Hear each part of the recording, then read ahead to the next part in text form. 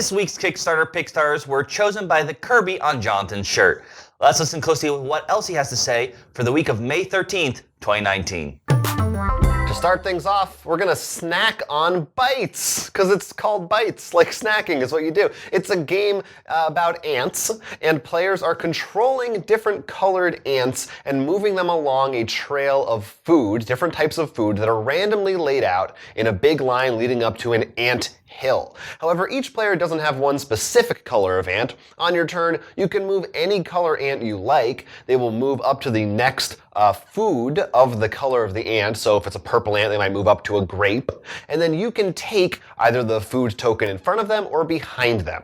And once an ant reaches the end of the line, they take a certain position on the ant hill. And depending on what level they end up at, the different food tokens will be worth different amounts of points. So usually the higher they are, so like if the purple ant is on top, those grapes are going to be worth more points, so you're going to be happier having them. A little bit, I think, like Camel Up, where you are trying to hedge your bets and decide which color do you think is going to make it to the end and which tokens are more valuable to you.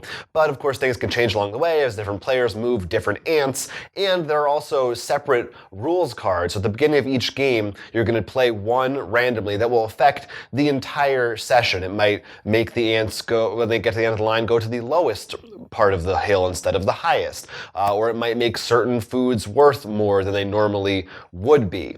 And it's a short game, it's a 20-minute game, so you can play it quickly and easily, pretty simple. But the layout, the look of it, I thought was very unique. It uses these interesting three-dimensional food pieces and the ants, and it doesn't quite seem like a lot of other games that I've played. It seems like a nice family game or something in the vein of, I think, Camel Up, maybe even simpler than Camel Up, that you might enjoy if you like snacking because of bites. It does sound like a great light version of an interesting game mechanic I've seen in other games. It reminds me of another racing game, the Restoration Games one. Downforce. You do own some cars, but really you're placing bets throughout the race on like others, so you might not bet on your own. And it also reminded me a little bit of Arboretum, where like you have to decide, do you go for points on the field or getting the right points? In this case, it's do I rush the ant, so it's going to be higher in the point track, or do I try to pick up more of the color? So I think that balance for a short game, I think, is a very good idea. And I like ants. Who doesn't like ants, unless you're having a picnic? The game goes for $24. If you like it, it's called Bites. Now we're going to enter the maze. This is an RPG designed to be a one-shot, where your characters will actually be dropped in without any knowledge of themselves, so a bit of amnesia there, and they'll have to go through these different rooms with traps and monsters and see how far they can survive. In this game, your characters will actually be, as I said, not know anything, so you'll be known not as, you'll make this whole backstory, but maybe just as the cat person or the dragonborn. And you will get titles, though, if you successfully maybe defeated a boar by riding it, so you may now be known as Piggy Rider is the example they use. The game will also have you level up as you defeat each room. It's really designed to be a one-shot to see who lives and dies and how far you can get within this maze and discover the secrets of it. And I thought this was actually really cool because first of all, the story itself is an interesting idea, is dropping in a maze with no one knowing anything. But this could actually be a really great way for players to maybe mess around with a class. Because you level up in each room, this could be a really easy way, like, I don't know really, how am I supposed to play a warlock, for example? Something obviously a bit more confusing, at least for me. That's cool. It's like a test chamber. Yeah. In essence, you can just make chambers and just run them through and be like, okay, so this is how warlock plays. And since they're designed to be one-shots, this could be a really great way so you could wrap your around all classes. And I think they designed it so this could work with most RPG styles. Is it, so is there like a specific set storyline in it? There is a story and stuff too, obviously, but I think it actually can add to it. And I'm sure also, if you don't want to do it in one shot, this sounds like, as I said, the story alone, and you could probably take this and add to a much bigger campaign if you wanted to. Yeah, just a cool dungeon setting. It is $10 for a PDF, and I think starting at $19 for a physical copy. Of course, there's other little things there for like shipping and stuff, but this is The Maze. Vulgari Eloquentia is a game from GeoChix set in Italy in the Middle Ages, and players are competing to get the most points. It is definitely a Euro game. Then you're going around the board, you have little meeples that are in different parts of Italy, and on your turn you're going to have the choice to affect one of multiple tracks. It's one of those games where there are a lot of different actions you can take. Each one will get you points in some way, and you're deciding which ones that you want to affect or influence, which path you want to take, which strategy to get to the end of the game with the most points. As you go, you're going to be collecting cubes, which represent different people, politicians, for instance, and at the end of the game, how much influence you have from those cubes you've collected will determine what levels you get to be, your rank will go up depending on who has the most cubes in different areas. There's a little bit of an election. So for instance, if you decided to become a cardinal during the game, there's a chance at the end of the game you may become the Pope. Or you might just be a simple monk, you might be a friar, different kind of things that you can do. And then once you've had that little election, you see who has the most points and they win.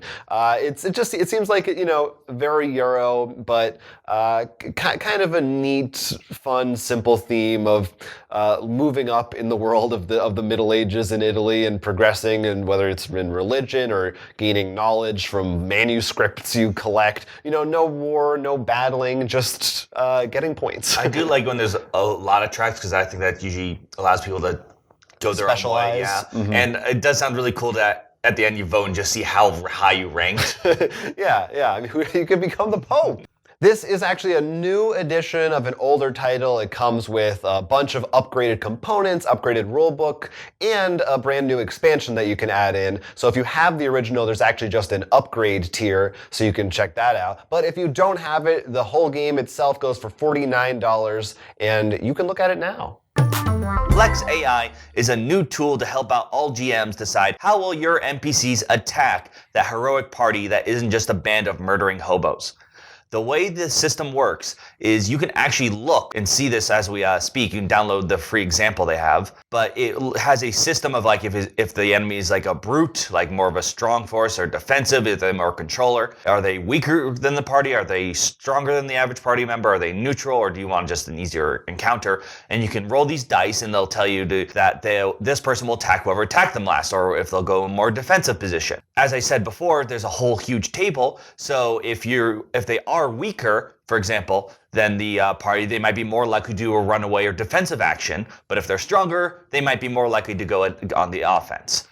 This sounded really cool to me. I know you're more the GM in our games, but it sounded to me like it would be really cool to have this kind of huge chart to just think like, you know what, let's see how this creature rolls. Because I know in the monster manuals, they might say something like, this is a chaotic evil creature, which we've already discussed heavily, how it's very weird to decide how something acts just on those two words sometimes. Yeah, I mean, as the GM in D&D, sometimes combat is one of the hardest things, I think, to do, at least for me, because, deciding what should this creature do and which of its attacks makes sense, and is that too powerful? So, this kind of a tool where, it determines, like, based on their stance and where they were last and stuff, seems like it would be really helpful and smooth things out a lot for me. They also have a thing called like surge, and I think not lethargic, but another so they can also they get a surge, almost like a crit or something interesting if you want to add more variability to the attacks.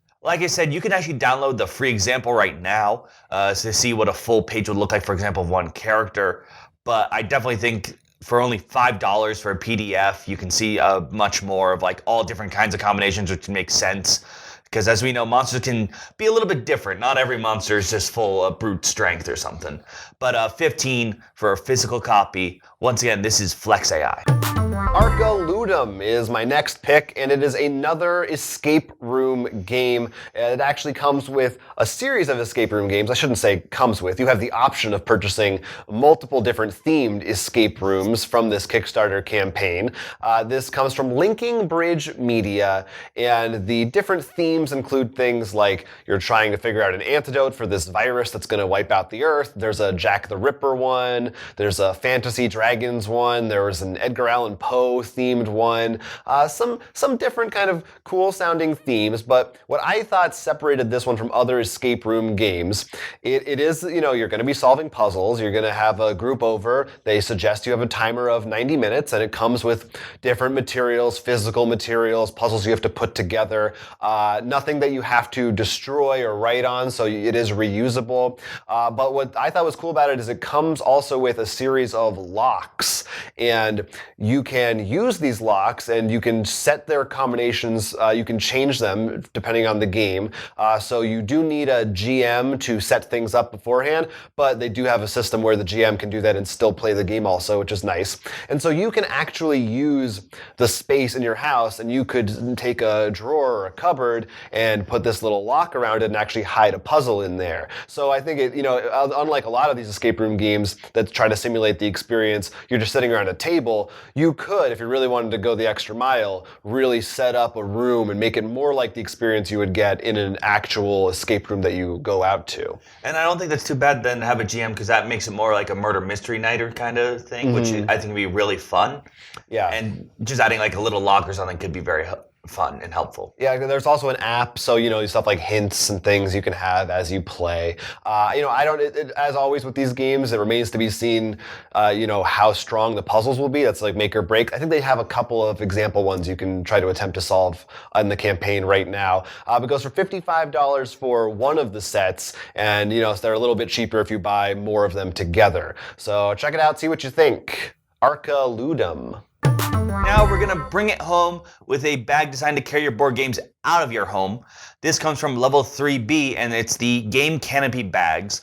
And the reason I'm bringing this one in particular is they have a new one. I believe it's the new one because it's the name of the Kickstarter, called Deep Space.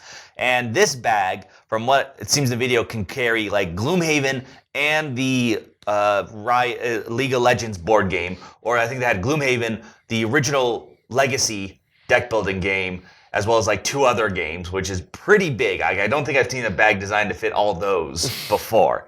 So that seemed to be really impressive. A lot of big pockets. They also have a different color. I think it's like blue and red, and a dice tower version, and stretch goals for different lining. I thought this was worthwhile because if you have like Gloomhaven or the League of Legends, something like the really long board games that usually don't fit in a bag very well, they now have a bag that meant to carry those and more. We always see, or at least it seems like we've seen a few of these big bag Kickstarters. They always sound great, but I never buy one just because they're so expensive. And I'm like, I'll just put them in a sack in a grocery bag and lug them over. Yeah, we just assume if we're playing one of our big games, we're just like, that means we're going to that person's house. We're lazy. It's stationary, but it seems great. I mean, it really does. There are a lot of different prices, so check which bag you want. You can get the smaller one, the medium, or the really big one, the deep space one. But see which one best fits you if you decide you don't want to just have people come to you. Those were our picks this week. Maybe not the most exciting Kickstarter week for new games, but there were a few in there that might pique your interest. Let us know if they did in the comments below, or if there was something that we missed. As always, we want to hear from you there and on all our other avenues of social media, Patreon, our site, rollforcrit.com. You can find it in the description down below. Until next time, I'm Jonathan. I'm Will. And this was Roll for Crit.